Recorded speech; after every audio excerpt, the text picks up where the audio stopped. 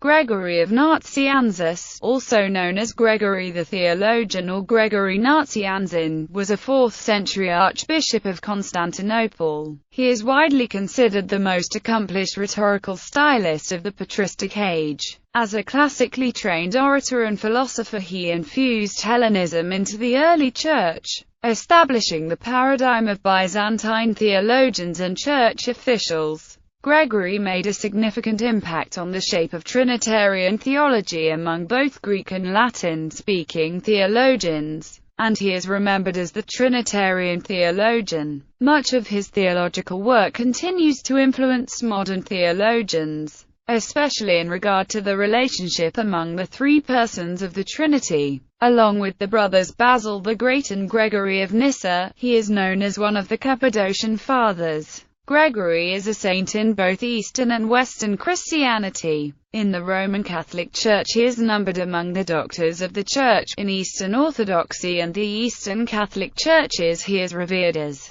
one of the three holy hierarchs, along with Basil the Great and John Chrysostom. He is also one of only 3 men in the life of the Orthodox Church who have been officially designated theologian by epithet, the other 2 being St. John the Theologian, and St. Simeon the New Theologian. Biography. Early life and education. Gregory was born of Greek parentage in the family estate of Karbala outside the village of Arianzus, near Nazianzus, in southwest Cappadocia. His parents, Gregory and Nonna, were wealthy landowners. In AD 325, Nonna converted her husband, a Hypsisterian, to Christianity. He was subsequently ordained as Bishop of Nazianzus in 328 or 329. The young Gregory and his brother, Caesarius, first studied at home with their uncle Amphilochios. Gregory went on to study advanced rhetoric and philosophy in Nazianzus, Caesarea, Alexandria and Athens.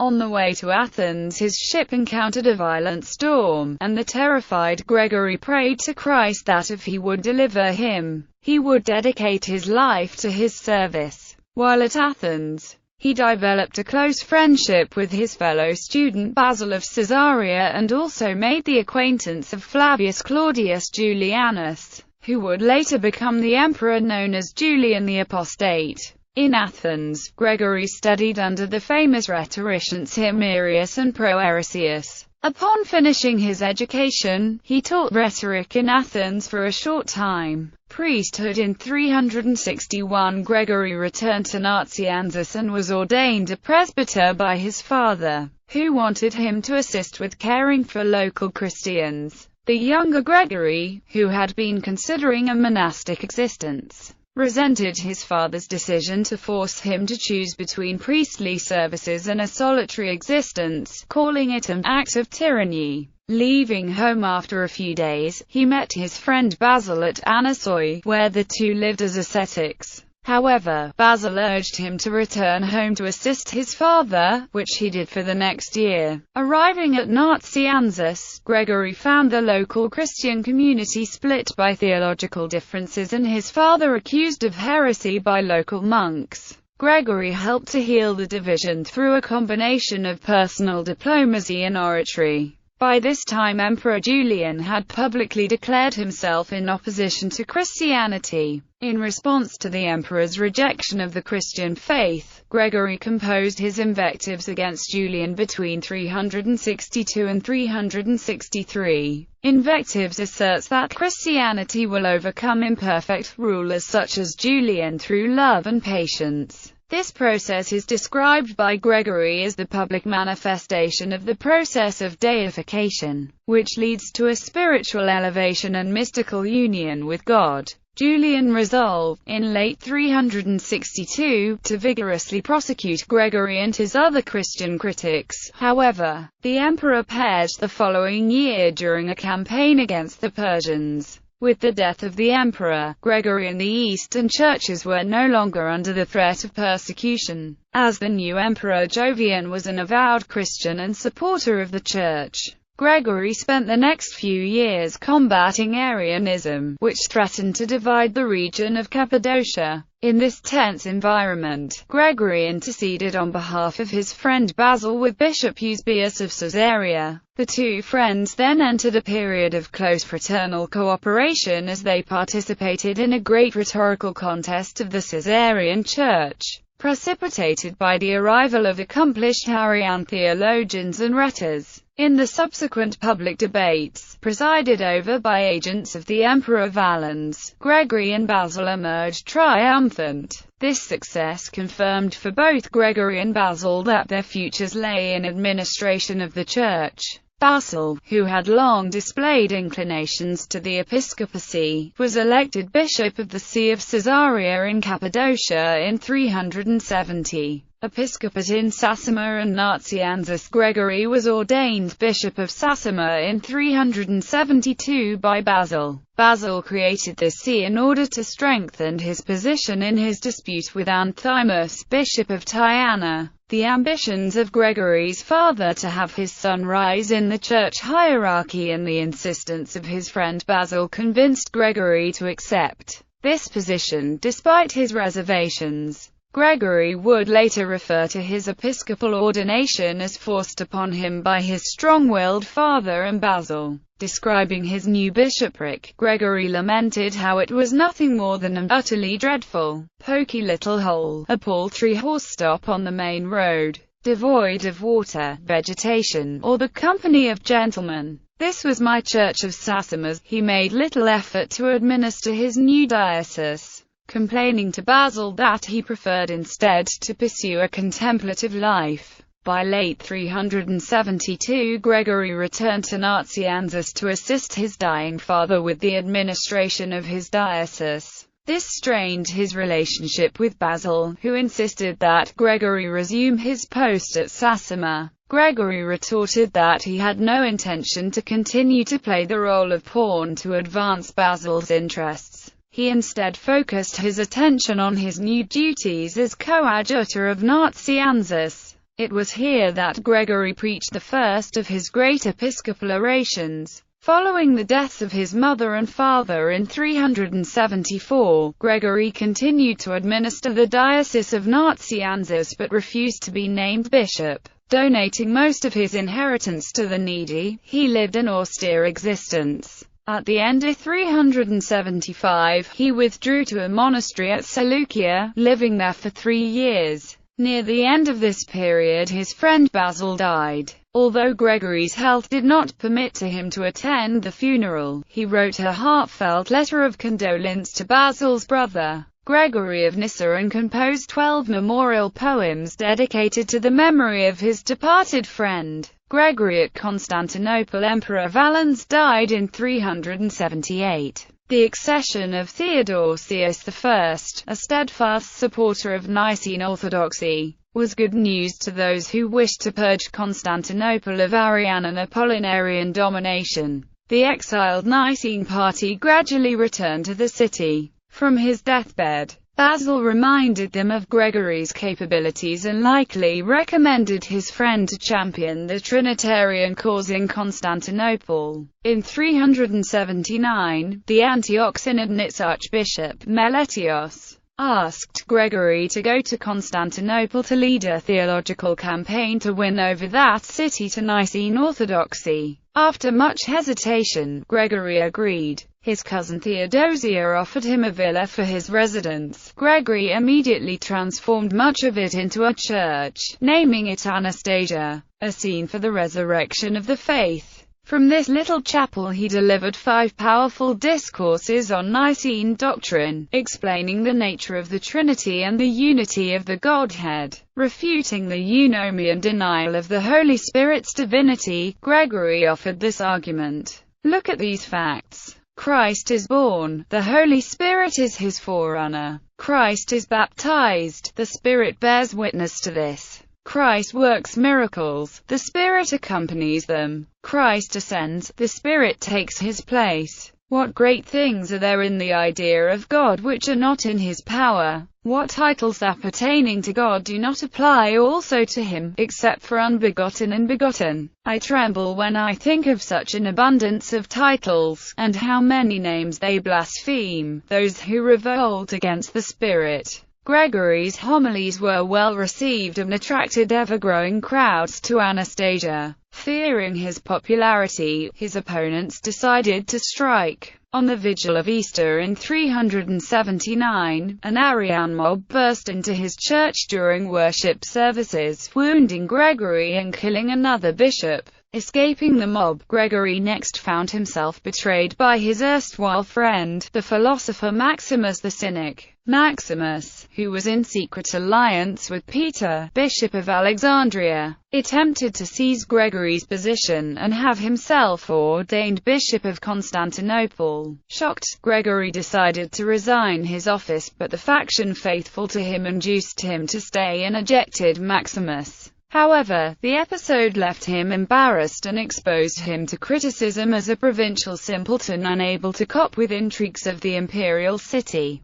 Affairs in Constantinople remained confused as Gregory's position was still unofficial and Arian priests occupied many important churches. The arrival of the Emperor Theodosius in 380 settled matters in Gregory's favor. The emperor, determined to eliminate Arianism, expelled Bishop Demophilus. Gregory was subsequently enthroned as Bishop of Constantinople at the Basilica of the Apostles, replacing Demophilus. Second Ecumenical Council and retirement to Arianism. Theodosius wanted to further unify the entire empire behind the orthodox position and decided to convene a church council to resolve matters of faith and discipline. Gregory was of similar mind in wishing to unify Christianity. In the spring of 381 they convened the Second Ecumenical Council in Constantinople, which was attended by 150 Eastern bishops. After the death of the presiding bishop, Meletius of Antioch, Gregory was selected to lead the council. Hoping to reconcile the West with the East, he offered to recognize Paulinus as Patriarch of Antioch. The Egyptian and Macedonian bishops who had supported Maximus's ordination arrived late for the council. Once there, they refused to recognize Gregory's position as head of the Church of Constantinople, arguing that his transfer from the See of Sassima was canonically illegitimate. Gregory was physically exhausted and worried that he was losing the confidence of the bishops and the emperor. Rather than press his case and risk further division, he decided to resign his office. Let me be as the prophet Jonah. I was responsible for the storm, but I would sacrifice myself for the salvation of the ship. Seize me and throw me. I was not happy when I ascended the throne, and gladly would I descend it. He shocked the council with his surprise resignation and then delivered a dramatic speech to Theodosius asking to be released from his offices. The emperor, moved by his words, applauded, commended his labor and granted his resignation. The council asked him to appear once more for a farewell ritual and celebratory orations. Gregory used this occasion to deliver a final address and then departed. Returning to his homeland of Cappadocia, Gregory once again resumed his position as Bishop of Nazianzus.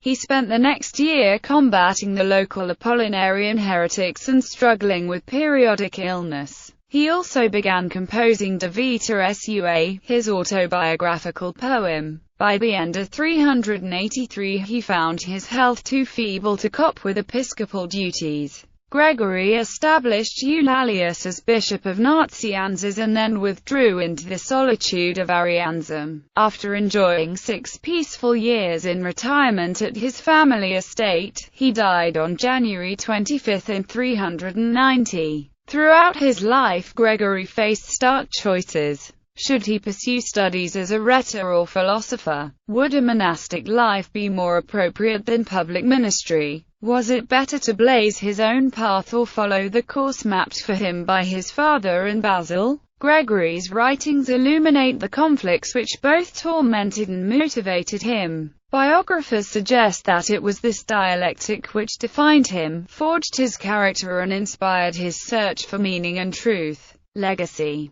Theological and other works. Gregory's most significant theological contributions arose from his defense of the doctrine of the Trinity. He is especially noted for his contributions to the field of pneumatology, that is, theology concerning the nature of the Holy Spirit. In this regard, Gregory is the first to use the idea of procession to describe the relationship between the Spirit and the Godhead. The Holy Spirit is truly Spirit, coming forth from the Father indeed, but not after the manner of the Son, for it is not by generation but by procession. Since I must coin a word for the sake of clearness, although Gregory does not fully develop the concept, the idea of procession would shape most later thought about the Holy Spirit.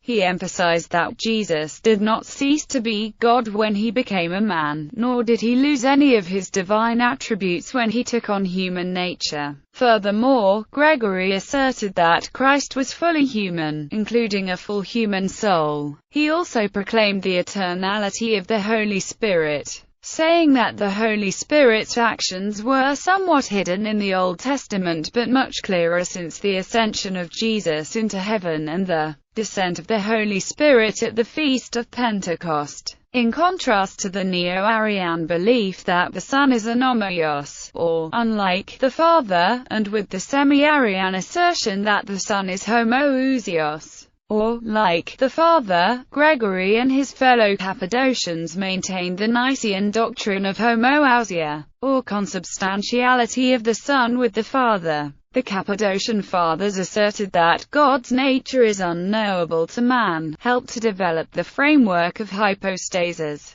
or three persons united in a single Godhead, illustrated how Jesus is the icon of the Father, and explained the concept of theosis, the belief that all Christians can be assimilated with God in imitation of the incarnate Son as the divine model. Some of Gregory's theological writings suggest that, like his friend Gregory of Nyssa, he may have supported some form of the doctrine of apokatastasis, the belief that God will bring all of creation into harmony with the kingdom of heaven. This led some late 19th century Christian Universalists, notably J. W. Hansen and Philip Schaff, to describe Gregory's theology as universalist. This view of Gregory is also held by some modern theologians, such as John Sachs, who said that Gregory had leanings toward apokatastasis, but in a cautious, undogmatic way. However, it is not clear or universally accepted that Gregory held to the doctrine of apokatastasis. Apart from the several theological discourses, Gregory was also one of the most important early Christian men of letters, a very accomplished orator, perhaps one of the greatest of his time, and also a very prolific poet,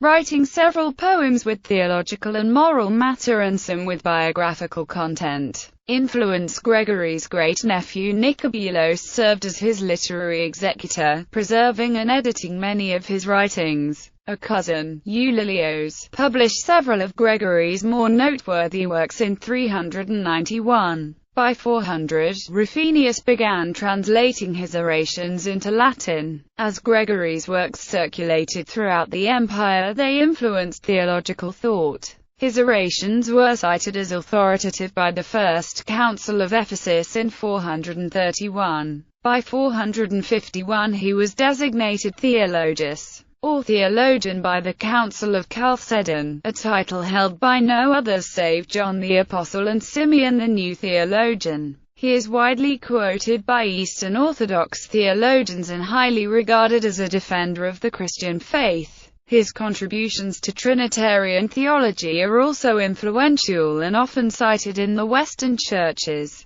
Paul Tillich credits Gregory of Nazianzus for having created the definitive formulae for the doctrine of the Trinity. Additionally, the liturgy of Saint Gregory the Theologian in use by the Coptic Church is named after him. Relics. Following his death, Saint Gregory was buried at Nazianzus. His relics were transferred to Constantinople in 950, into the Church of the Holy Apostles. Part of the relics were taken from Constantinople by Crusaders during the Fourth Crusade, in 1204, and ended up in Rome. On November 27, 2004, those relics, along with those of John Chrysostom, were returned to Istanbul by Pope John Paul II, with the Vatican retaining a small portion of both. The relics are now enshrined in the Patriarchal Cathedral of St. George in the Fana. Death during the 6 years of life which remained to him after his final retirement to his birthplace. Gregory composed the greater part of the copious poetical works which has passed down from generation. These include a valuable autobiographical poem of nearly 2,000 lines, about 100 other shorter poems relating to his past career, and a large number of epitaphs, epigrams, and epistles to well-known people during that era. The poems that he wrote that dealt with his personal affairs refer to the continuous illness and severe sufferings which assailed him during his last years. In the tiny plot of ground at Nazianzus, all that remained to him of his rich inheritance was by a fountain near which there was a shady walk. At this point, Gregory retired to spend his days as a hermit. It was at this point he decided to write theological discourses and poetry of both a religious and an autobiographical nature. He would sometimes receive occasional visits from intimate friends, as well as sometimes from strangers who were attracted to his retreat by his large reputation for sanctity and learning. He died on January 25, 390, although the exact date of his death is unknown. Feast Day. Most Western churches celebrate Gregory's feast day on January 2nd. The Eastern Orthodox Church and the Eastern Catholic Churches celebrate two feast days in Gregory's honor. January 25th is his primary feast. January 30th, known as the Feast of the Three Great Hierarchs, commemorates him along with John Chrysostom in Basil of Caesarea. The U.S. Episcopal Church now remembers this Gregory on May 9th, a week after the feast of his mentor St. Athanasius, and the Evangelical Lutheran Church in America commemorates Gregory of Nazianzus together with his friend St. Basil the Great and St. Gregory of Nyssa on June 14th.